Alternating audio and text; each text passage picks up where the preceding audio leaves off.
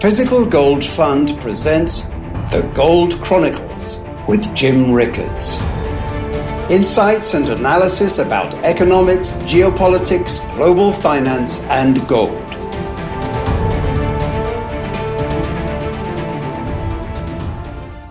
Let's turn our attention to China for a moment, and not for the first time, of course, but there seems to be growing concern. The Chinese seem to be flexing their muscles more and more confidently and insistently. We have news of truly industrial-scale hacking affecting the personal and security information of every U.S. federal employee. That's millions of people inside the government systems.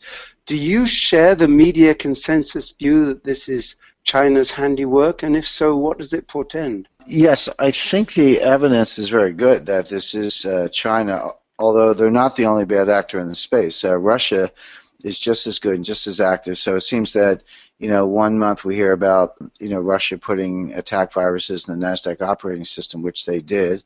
And then the next month we hear about the Chinese downloading millions of files from the Federal Office of Personnel Management, which they did. I think a couple of things are important. Number one, these are state actors. These are intelligence and military services.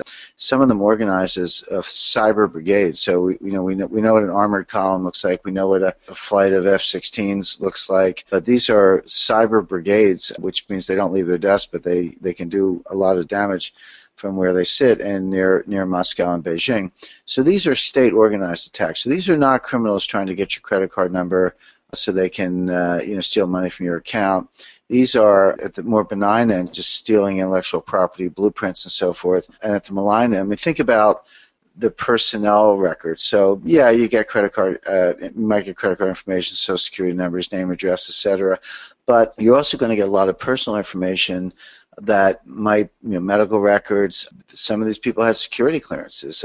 There's a form, I think it's the SF-86, that you have to fill out to get a security clearance, and it's worse than any college application, I can guarantee that. But there's tons and tons of information and references and background checks and, results of polygraph tests and et cetera, et cetera. So the point is, if you get all that information and combine it with information from public sources, like social media, Twitter, Facebook, and all that, you can start blackmailing people, you can start threatening people, you can say, hey, we've got somebody, this person, has a security clearance over here, but over there we see that, they're in a little financial distress, so they're very susceptible to, basically becoming traitors or giving up secrets for money. Money is one of the main inducements for traitors. These are the things that people mainly betray their country over. So you have to find out who they are, who's got the clearance, who's got the vulnerability, who's got 4 kids in college or whatever, and then you can start to penetrate the intelligence services. So this is very serious stuff.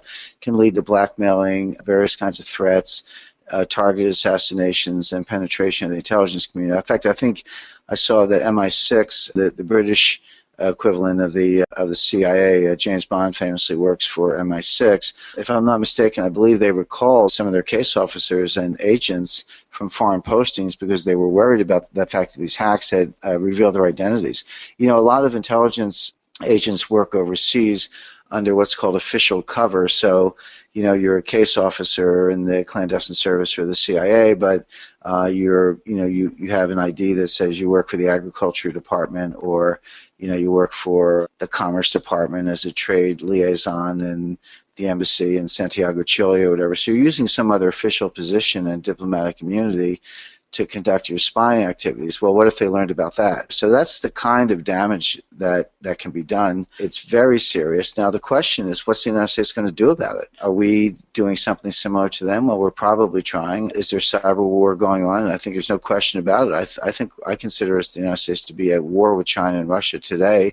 It's just a war that's being carried out in cyberspace, not on the physical battlefield, and a lot of industrial damage is being done. So, where will this lead? Well, it certainly doesn't bode well for economic cooperation. You sort of want to move to less cooperation in the trade realm. The fact that this trade bill got shot down in Congress, and a lot of members of Congress are talking about putting up tariffs. I don't know if anyone heard Donald Trump's presidential speech yesterday. I don't get into endorsing political candidates, and I'm not going to handicap Donald Trump's chances, but he was the first candidate I've heard speak bluntly about trade wars and putting on tariffs on Mexico and China and Russia. So, okay, maybe he's a fringe candidate, maybe not. But the point is, this is all out there, and none of it is good for the globalized society that we've all been relying on for inexpensive Chinese imports and so forth. So it is a national security threat. By the way, obviously this audience are mostly interested in the financial side of things. If they can get into the Office of Personal Management, they can get into your bank, they can get into your Merrill Lynch account, they can get into your Charles Schwab account. So again, at the risk of repetition, I think any portfolio that doesn't have a slice of hard assets and any portfolio that's all digital is vulnerable to being completely wiped out. Well, just briefly staying with China for one other point here. On another front, there's the digital front, but actually on the high seas, there's also conflict brewing. And China seems to be giving new meaning to the phrase nation building actual islands in the South China Sea, and it's creating an enormous amount of tension. I'm just curious to know, do you think this is actually primarily about the oil that's under those oceans, or is it about assets, or is it a broader military strategic move? It's probably all of the above. It's certainly about the oil. The best data is that there's a considerable amount of oil reserves in the South China Sea. Now, the South China Sea is interesting. It's sort of egg-shaped, kind of an elongated oval, if you will, elongated from north to south. And if you look at a map, and I love looking at maps, that's where geopolitics gets its name. It's the politics of geography. It's surrounded by 6 countries. It's Taiwan, the Philippines, Brunei, Malaysia, Vietnam, and China. China's the furthest away. China has some coastline on the South China Sea, but it's really Vietnam and the Philippines that I would say dominate that landscape. And yet China has claimed the entire thing. They've said, okay, you other countries, you can have rights to the strip, a 12-mile strip or whatever adjacent to your borders, but the South China Sea itself, we claim the whole thing. I don't know what their basis for that is, other than size and intimidation factor and brute force. But they're now, as you point out, backing up that claim, not legally but militarily by using landfill and artificial reefs and other engineering techniques to create islands out of nothing and then populate them, put military bases on them, run up the flag and say, hey, here we are, you kick us out, which of course would be an act of war. So you're just getting that many steps closer to a war between the United States and China. Now, the United States are not just bystanders. We have treaty obligations with the Philippines. Philippines, that alliance, at least legally and politically, is on a par with NATO, which is to say an attack on the Philippines is considered to be the equivalent of an attack on the United States, and we would be obligated to come to the aid of the Philippines if there were any attack on them, any act of war. And yet China is getting closer and closer to doing exactly that. And the other problem is when you get all these navies and coast guards in close proximity, I don't know if any of the listeners have ever piloted a vessel, but I've done quite a bit at sea. And you get 2 or 3 boats in close proximity bobbing around on a dark and rainy night. The odds that one of them bumps into the other, rams the other, hits the other are pretty high. It's not as cut and dried as you think. So you could have an accident where maybe nobody wants a war to break out, but 2 vessels hit each other in some adverse conditions, and one sinks, and the next thing you know, the other one's launching missiles. This thing could spin out of control very easily. So it's an extra layer of concern. It is about the oil, but it's also about China really emerging as a world power, which it had been for a millennium before the early 19th century. China went through a period of about 150 years, beginning in the 1830s, 1840s, with the Opium War, where England forced China to buy opium because England had opium from Afghanistan and India, and they wanted Chinese goods, and they didn't have anything the Chinese wanted. The Chinese were like, get out of here, you really don't have anything we want. And the British said, well, here, start smoking opium, get addicted, and then you're going to want the opium. That's what happened. And the Chinese government tried to keep it out because they didn't want their people addicted to opium. And the British went in with gunships and opened up the ports in Canton and elsewhere. and forced the Chinese to take the opium and made them sign treaties and established spheres of influence. And then the Germans, the Japanese, and ultimately the Americans weren't too far behind.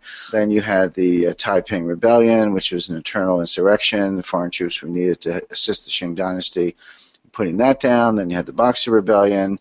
Then the warlord period, the rise of communism, World War II, and then the Communist Revolution, then Mao Zedong. So that takes you all the way up to 1979 when Deng Xiaoping started to normalize things. So you did have 150 years where China was a mess, just internal chaos, disintegration, decadence, political disintegration, etc., fell off the world stage.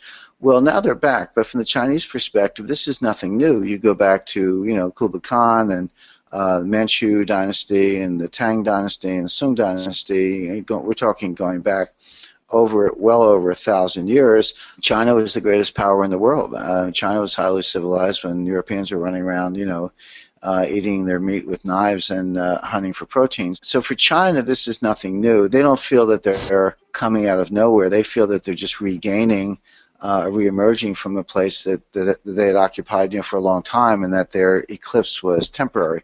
So what that means, their foreign policy has always been based on buffer states, that all the states around China have to be subordinate to China. They don't have to conquer them all, but they do have to subordinate them all to make sure, A, that they're not threats, and B, that they are sort of economic vassals of a greater Chinese empire.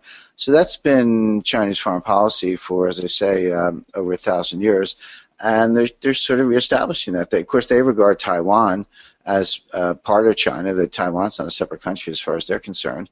They got Hong Kong back. And they look at Korea and Japan and Southeast Asia, and really regard them as the Chinese sphere of influence. So they would say to the United States, okay, you guys can have everything up to Hawaii, but maybe Guam, but anything west of Guam, that's us. That's our sphere of influence, so you guys get out. Of course, the United States doesn't see it that way at all. We have allies in the Philippines, allies in Japan. The 7th Fleet is very active in that part of the world. We project force on a forward basis, very forward deployed in the region, and then the president's trying to do this Trans-Pacific Partnership to create a multilateral trading bloc that does not include China. So whether it's trade war, threats of military war, conflicts over resources, and some of this is just sort of taking the world back where it was before everything got locked into the Cold War. But the potential for conflict is high. I would expect that there will be some kind of incident, kind of a shooting incident sooner than later. That seems almost inevitable just based on history and what's going on in the South China Sea. But what's different now versus World War I, World War II, the Opium Wars, the other things I mentioned, what's different now is cyberspace. Cyberspace did not exist, of course, much before the 1980s, at least in the way we know it today. And warfare will spill over into cyberspace, and that means attacks on, what do you do in a war? You try to destroy the other guy's economy, because if they don't have an economy, they can't fight the war. They don't have the resources and the capability and the taxing authority and the wealth and the other things they need to fight the war. Well, how would you destroy an economy during prior wars? Well, you would bomb or invade or use sabotage. Well, how would you do it today? Well, you would do it in cyberspace. So again, I come back to this fact that your portfolio, if you have stocks and bonds and bank accounts and money market funds, I look at that and say you have digital assets, and I can wipe out your digital assets in a day if I'm Russia or China. So that's the reason to have some hard assets. Well, thanks, Jim. I'm glad I asked the question, because what's always so helpful is to get this larger context, and in particular the historical context, I think really makes for a great deal of clarity about what's happening today. You have been listening to The Gold Chronicles with Jim Rickards, presented by Physical Gold Fund. Recordings can be found at physicalgoldfund.com/podcasts. You can register there for news of upcoming interviews with Jim Rickards and other world-class thinkers.